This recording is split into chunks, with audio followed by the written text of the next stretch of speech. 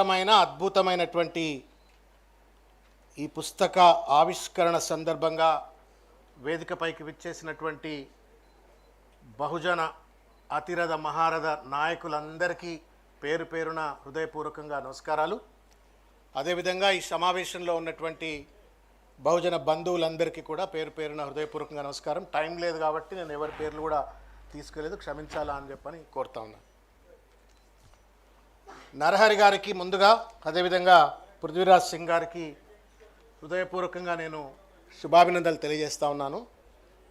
This is the most essential book and also an emergency book. ఒక పక్కన దేశవ్యాప్తంగా తెలంగాణలో కూడా బహుజన వాదం బలపడుతూ బహుజనుల ఉద్యమం ముందుకొస్తున్నటువంటి ఒక తరుణంలో సిద్ధాంతపరమైనటువంటి ఒక దార్శనికత ఇవ్వడం కోసం కావచ్చు, లేకపోతే సమాజంలో బీసీల పట్ల ఉన్నటువంటి ఒక అసమానతలను ఎత్తి చూపేందుకోసం కావచ్చు రాసినటువంటి ఒక అద్భుతమైన పుస్తకం. చూడటానికి చిన్నగా ఉంది, బుల్లెట్ లెక్క, కానీ తప్పనిసరిగా ఇది ఒక విస్ఫోటనం తప్పనిసరిగా సమాజంలో కలగజేస్తుందని చెప్పని నేను భావిస్తూ ఉన్నాను.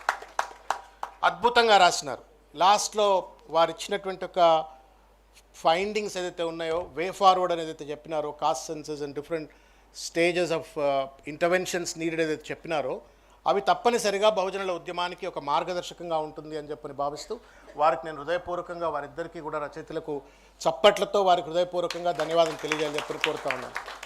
ఇది ఆషామాషి ఎఫర్ట్ కాదు. చాలామంది పెద్దలు రిటైర్డ్ అయిన వాళ్ళు ఎవరైనా ఉంటే ఏమో అనుకోకరి, it's not about taking a dig. సర్వీస్లో ఉన్నప్పుడు బహుజనుల గురించి కావచ్చు, దళితవాదం గురించి మాట్లాడంటే చాలామందికి భయం అవుతుంది.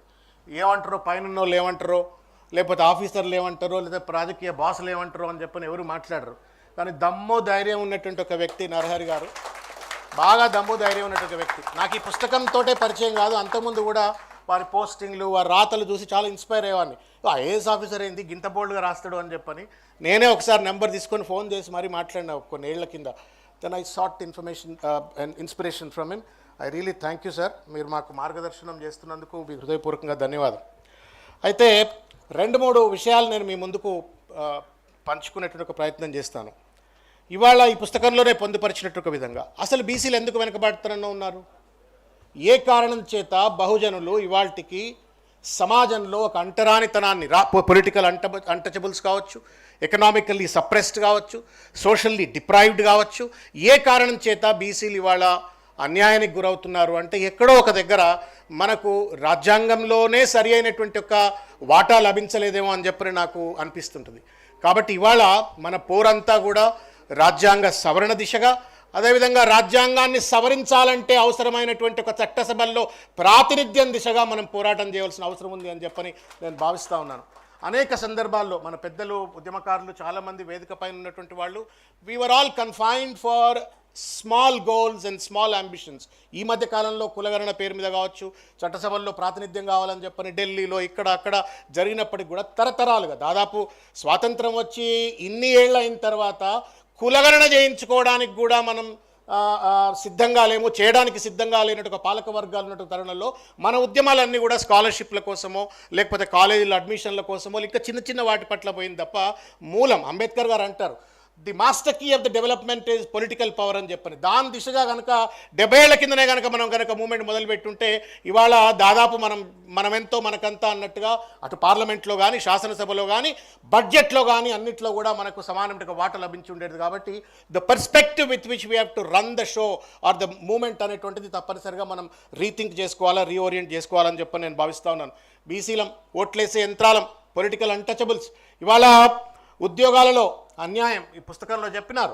Public sector companies, central universities, central institutes, government of India, ప్రతి దగ్గర కూడా మనకు దాదాపు 10-12% కంటే ఎక్కువ దాటకుండా ఇవాళ బ్యాక్లాగ్ పోస్టులు అని చెప్పని ఏళ్ల తరబడి పట్టేస్తారు.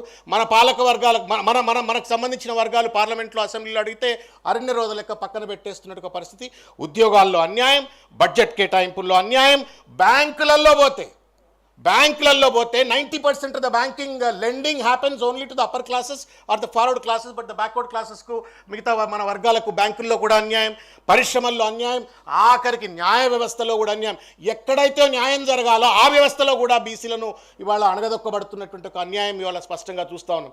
చాలాసార్లు ఈ చర్చ పెట్టినప్పుడు సోకాల్డ్ ఎలీట్స్ అంటుంటారు, ఏందా ఊకే కులం గురించి మాట్లాడతారు, బీసీలను మాట్లాడతారు. నువ్వు కులం పేరు మీద వివక్ష చేయకపోతే నేను కులపరమైనటువంటి ఒక వాటా కావాలనో రిజర్వేషన్ కావాలని అడుగా. నువ్వు ఎప్పుడైతే కులం పేరు మీద నన్ను వివక్ష గురి చేస్తావో, ఎప్పుడైతే నన్ను కులం పేరు మీద ఒక పొలిటికల్ అన్టచబుల్గా ఎకనామిక్లీ డిప్రైవ్ చేస్తావో, సోషల్లీ సపరేట్ చేస్తావో, తప్పనిసరిగా నేను కులపరమైనటువంటి అస్తిత్వం కోసం, ఆధిపత్యం కోసం, నా వాటా కోసం అని చెప్పని నేను పోరాటం చేస్తాము. కాబట్టి ఇది కూడా సమాజంలో చెప్పవలసిన అవసరం ఉంది అని చెప్పని ఈ సందర్భంగా నేను భావిస్తూ ఒక విషయం నేను ఒక విషయం చెప్పదలుచుకున్నాను. చాలాసార్లు మనం whenever we talk about reservations అనగానే అదేదో మెరిట్ ఎవరిదో సొత్తు అయినట్టుగా ఇవాళ చాలామంది రిజర్వేషన్స్ గురించి ఎందుకు మాట్లాడతారు, పాలిటిక్స్లో కానీ బ్యాంకుల్లో కానీ లేదా ఉద్యోగాల్లో కానీ ఎందుకు మాట్లాడతారు అని చెప్పని మాట్లాడుతూ ఉంటారు. ఇవాళ భారతదేశం ఇవాల్టికి కూడా 77 ఏళ్ల స్వతంత్ర భారతదేశం వెనుకబాటుతనానికి ఉండడానికి ప్రధానమైనటువంటి ఒక కారణం ఈ దేశంలో బీసీలను వెనకకి నెట్టడం వల్లనే. The growth of BCs, the empowerment of BCs would directly impact the national empowerment. ఇవాళ ఈ దేశం అభివృద్ధి చెందాలంటే మనం అభివృద్ధి చెందాలి. ఒకానొక కాలంలో ఉత్పత్తి కులాలం, మనమే సమాజానికి దిశ నాగరికత ఇచ్చిన కులాలు ఇవాళ మనం వెనక్కి నెట్టివేయడం వల్ల ఇవాళ దేశం కూడా వెనక్కిపడ్డది. మనం కూడా అమెరికా లెక్క అవుతాం, మనం కూడా ఫ్రాన్స్ లెక్క అవుతాం, మనం కూడా లండన్ లెక్క అవుతాం. ఎప్పుడైతే మన వర్గాల వాళ్లకు సముచితమైనటువంటి ఒక న్యాయం, మన వర్గాల వారికి బడ్జెట్లో కావచ్చు లేకపోతే అన్ని రంగాల్లో కావచ్చు సముచితమైనటువంటి ఒక వాటా లభించినప్పుడు తప్పనిసరిగా దేశం దిశలో పోతుంది. కాబట్టి today when we are sitting here and then demanding for the empowerment of BCs, we are not asking for the empowerment of our classes, we are asking as a nation that is the nation wants to grow, we also must grow అనేటువంటి ఒక నినాదాన్ని ముందుకు తీసుకెళ్లాలని చెప్పి నేను కోరుతా ఉన్నాను. After all they will also release. నేను ఈ మధ్యకాలంలో ఏదో సెమినార్కి పోయినా, అదేదో ఎలీట్ స్టూడెంట్స్ సెమినార్. వాళ్ళు ఏదో మాటల రిజర్వేషన్ల గురించి మాట్లాడుతూ why would we need to have reservations in the system అంటే నేను ఒక మాట అడిగిందో ఆడపిల్ల, చూడమ్మా భారత స్వాతంత్రం వచ్చినాడు ఆడోళ్ళకి రిజర్వేషన్ లేవు, ఇవాళ 50% రిజర్వేషన్లు అన్ని కాలేజీలలో ఉన్నాయి, అన్ని ఉద్యోగాల్లో ఉన్నాయి. Just imagine if there would have been no reservation for the women, ఆడవాళ్ళు కూడా వెనకపోయి ఉండేవాళ్ళు కదా. అదేవిధంగా ఇవాళకి కూడా 60-70% ఉన్నటువంటి ఒక బహుజనులకు ఇవాళకి రిజర్వేషన్లు ఇవ్వకపోవడంతో, సముచితమైన వాటా లభించకపోవడంతో ఇవాళ మనం దేశం వెనుకబడతా ఉంది. కాబట్టి దయచేసి నేషనల్ పర్స్పెక్టివ్లో చూడండి, ఒక కులపరమైనటువంటి ఒక పర్స్పెక్టివ్లో చూడొద్దు అనే ఒక మెసేజ్ను తీసుకెళ్లే ఒక ప్రయత్నం చేసినాను. నేను చివరిగా ఒక విషయం చెప్పదలుచుకున్నాను. కులగణనకు సంబంధించి 77 ఏళ్ళు గొర్రెలను, బర్రెలను, చేపలను అనేక లెక్క పెట్టినారు. సంతోషం. ఇవాళ కేంద్ర ప్రభుత్వం for whatever the reasons due to various pressures they have accepted and then they also want to do the caste census. But అది కూడా 27 అంటున్నారు, ఇప్పుడే చేస్తే సంతోషం అని చెప్పి నేను భావిస్తున్నాను. రాష్ట్రంలో 2018లో అనుకుంటాను, I just wanted to share 1 or 2 minutes తీసుకొని నేను పెడతాను. 18లో పంచాయతీరాజ్ ఎన్నికలు, ఇప్పుడు పంచాయతీరాజ్ ఎన్నికలు వస్తున్నట్టుగానే 18లో పంచాయతీరాజ్ ఎన్నికలు వస్తుంటే we have filed a case. I am one of the petitioners. కులగణన జరిపించాలా, సమగ్రమైనటువంటి ఒక సామాజిక ఆర్థిక అధ్యయనం జరగాల, సముచితమైనటువంటి ఒక వాటా ఇవ్వాలా అంటే ఈ ఎంపిరికల్ డేటా బేస్ ఉండాలని చెప్పని కేసు వేస్తే జస్టిస్ రామచంద్రరావు గారు హైకోర్టులో he gave an order for whatever the reasons. అప్పుడున్న ప్రభుత్వం ఆ ఆర్డర్ వచ్చిన తర్వాత ఇమీడియట్గా డిజాల్వ్ అయిపోయింది, కొత్తగా ఎలక్షన్స్కి వెళ్ళిపోయినారు. వాట్ ఎవర్ ద రీజన్స్ అది జరగలేదు. తర్వాత మళ్ళీ దేర్ వాజ్ ద కంపల్షన్, జరగలేదు. మళ్ళీ 22లో మళ్ళీ కేసు వేసినాం. సీనన్న కూడా వేసిండు, మేము సీనన్న కలిసి మళ్ళీ కేసు వేసినాం. ఆయన ఒక పిటిషనరు, నేను ఒక పిటిషనరు. మేము వేసిన తర్వాత ఆర్ కృష్ణన్ వేసిండు. నేను చెప్పొచ్చేది ఏంటి అంటే, కులగణన జరగాల అని చెప్పని కోర్టుల చుట్టూ తిరిగితే తప్ప న్యాయం జరగనటువంటి ఒక దుర్భరమైన పరిస్థితిలో ఉన్నాం మనము. కాబట్టి మనము ఎలుగెత్తి అరిచినప్పుడే, రోడ్ల మీదకి వచ్చి రణం చేసినప్పుడే మనకు సముచితమైనటువంటి ఒక న్యాయం జరుగుతున్న ఒక విషయాన్ని గుర్తుపెట్టుకోవాలా. నరహరి గారు కావచ్చు, లేకపోతే ఇంకా అనేక మంది మేధావులు ఇవాళ మాట్లాడుతూ ఉన్నారు. మనం అందరము కూడా పల్లెకు, మండలానికి, నియోజకవర్గాల స్థాయిగా అన్నింటిలో కనుక ఈ రకమైన సమావేశాలు పెట్టినట్టయితే మన వర్గాలు చైతన్యమవుతాయి. ఇంకొక పాయింట్ ఇంతకుముందు పెద్దలు ఎవరో మాట్లాడుతూ ఉన్నారు. We have become voting machines. వాడికి తెలుసు, పాలక వర్గానికి, ఆధిపత్య వర్గాలకు తెలుసు. ఎందన్నా మాట్లాడతారు రాబోయే ఎన్నికలు వస్తేప్పటికి నేను 2000 ఇస్తా, 3000 ఇస్తా, 5000 ఇస్తా, బీర్ ఇస్తా, బిర్యానీ ఇస్తా, అయిపోతుంది అని చెప్పినట్టు ఒక భావంతో ఉన్నారు. ఈ రకమైన చైతన్యం కూడా ఇవ్వాలి. మన ఓటే మనకు శ్రీరామరక్ష, మన ఓటే మన యొక్క వర్గాలకు న్యాయం చేస్తుంది అన్నట్టు ఒక దిశలో కూడా మనం తప్పనిసరిగా ముందుకెళ్లాలని చెప్పని కోరుకుంటూ చివరిగా ఒక విజ్ఞప్తి. ఇద్దరు ఇవాళ మన తెలంగాణ లోకల్ బాడీ ఎలక్షన్స్ అంటా ఉన్నారు. 42% అన్నారు. అది ఎందుకు వచ్చిందో 42% నాకు తెలియదు. బట్ మనం 56% అన్నాం, 42% అన్నారు. అదన్నా పూర్తి స్థాయిలో అమలు చేయాలా. The consequence of the caste census must lead to implementation of the reservations in the local body.